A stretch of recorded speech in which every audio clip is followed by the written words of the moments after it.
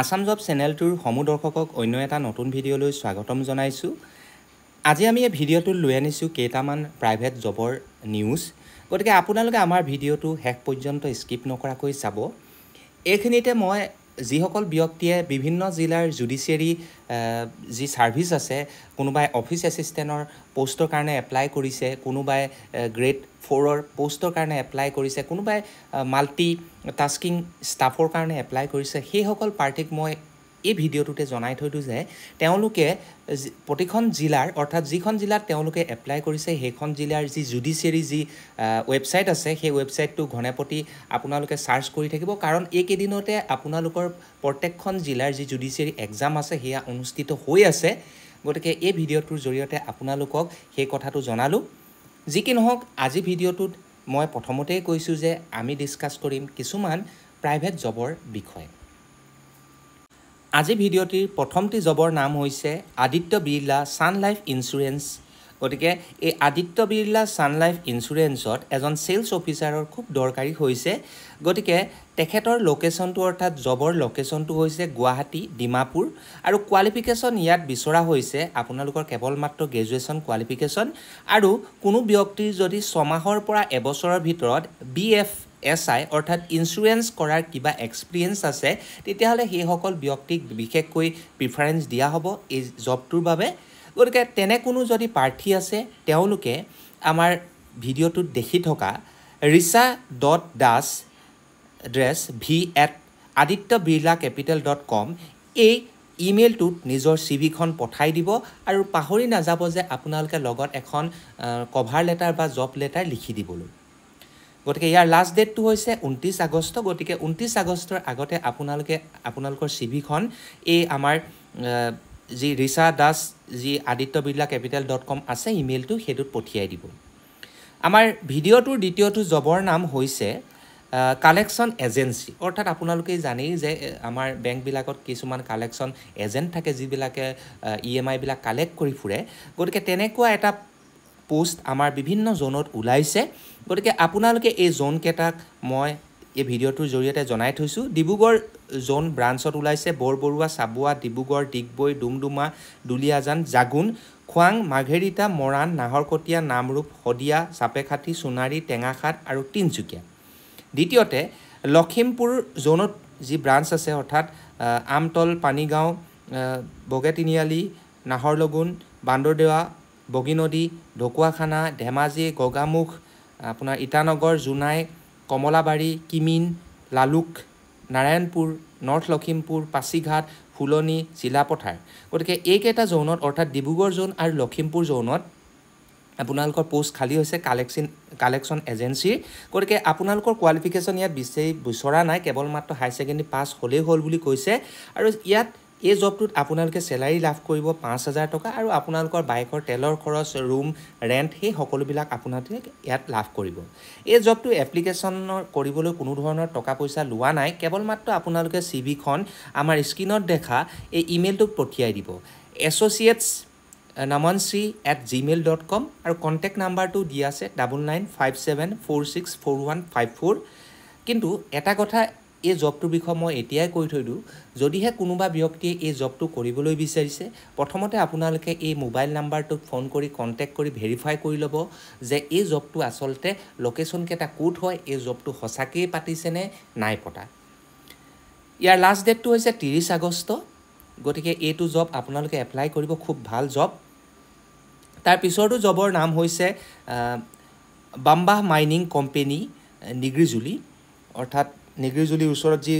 বাম্বাহ mining company আছে তাত general মেনেজাৰৰ পোষ্ট খালী হৈছে। ইয়াত এক্সপিৰিয়েঞ্চ বিচৰা হৈছে 3 বছৰৰ পৰা 5 বছৰ।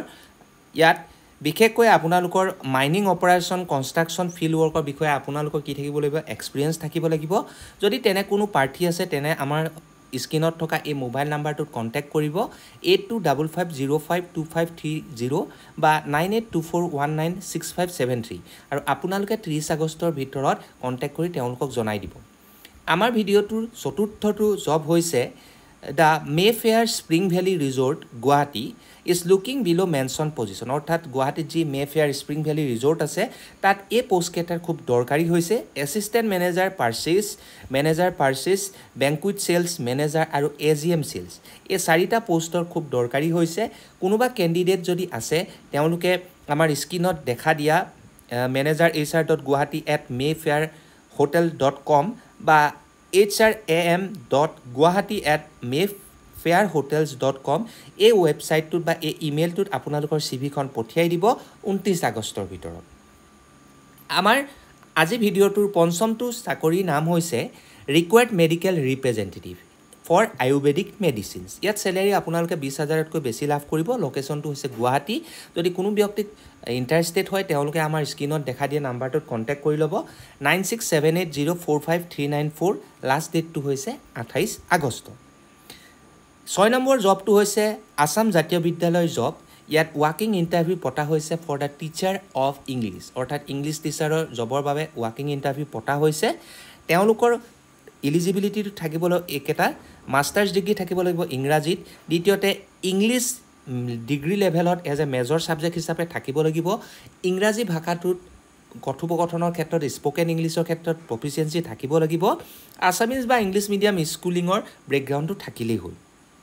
ইয়াত এজ লিমিটটো 45 ইয়াৰ্ছ ধৰা হৈছে আৰু যদি কোনো ব্যক্তিৰ বহুখিনি এক্সপিৰিয়েঞ্চ আছে তেওঁলোকক ৰিলেক্সেশ্যন দিয়া হ'ব বুলি তেওঁলোকে জনাইছে চেলাৰী ইয়াত নেগচিয়েবল বুলি দিয়া হৈছে গতিকে আপোনালোকে 10,000 পৰা 15,000 ভিতৰতে ইয়াত দৰমহা পাব আৰু ডেট অফ ইণ্টাৰভিউটো হ'ব 31 আগষ্ট 2024 তাৰিখে আৰু টাইম অফ ইণ্টাৰভিউটো হৈছে 11 বজাৰ পৰা আৰম্ভ হ'ব তাৰপিছত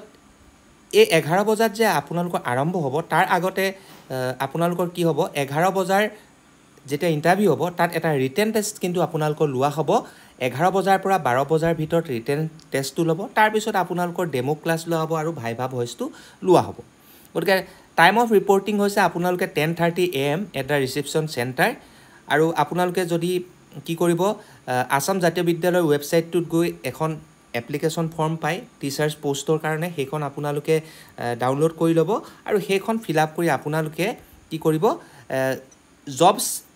assam jatiya bidyalaya @gmail.com এইটোত আপোনালোকে পঠিয়াই দিব বা আপোনালোকে 29 তাৰিখ যি আগষ্ট মাহৰ তাৰ ভিতৰত দি দিব আমি এই এপ্লিকেশ্যন ফৰ্মখনৰ লিংকটো আমাৰ এই যি ডেছক্ৰিপশ্যন বক্স আছে ভিডিঅ'টো তাতো আমি যোগান ধৰিম আপোনালোকে জাষ্ট তাত ক্লিক কৰিলেই হ'ল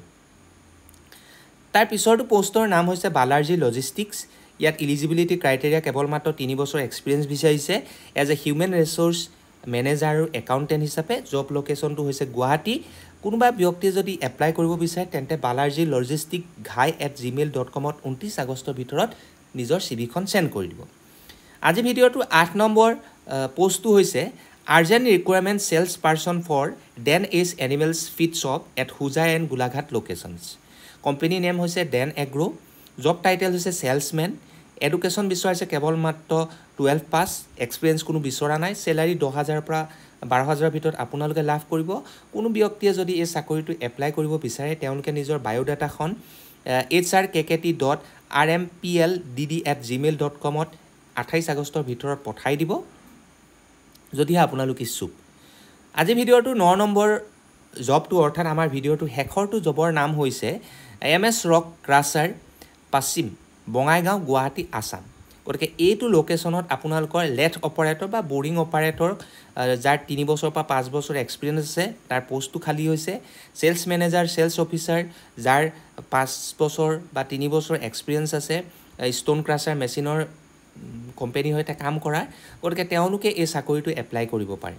তাৰ পিছৰটো পোষ্ট হৈছে প্ৰডাকশ্যন ইঞ্জিনিয়াৰ যাৰ 3 বছৰৰ পৰা 5 বছৰ এক্সপিৰিয়েঞ্চ আছে তেওঁলোকেও এই পোষ্টটো প্ৰডাকশ্যন ইঞ্জিনিয়াৰ হিচাপে এপ্লাই কৰিব পাৰে যদি কোনো প্ৰাৰ্থী ইচ্ছুক তেতিয়াহ'লে তেওঁলোকে nripensauDHURI@rockcrushers.in এই ইমেইলটোত আপোনালোকে আপোনালোকৰ চিভিখন পঠিয়াই দিব বা এটা কণ্টেক্ট নাম্বাৰ 9647443320 এই নাম্বাৰটোতো আপোনালোকে কি কৰিব পাৰিব কণ্টেক্ট কৰি তেওঁলোকৰ জবৰ বিষয়ে জানি ল'ব পাৰিব গতিকে আজি আমাৰ এই ভিডিঅ'টোৰ এই 9টা আছিল প্ৰাইভেট জবৰ বিষয়ে আপোনালোকক দিয়া বাৰ্তা আমি এই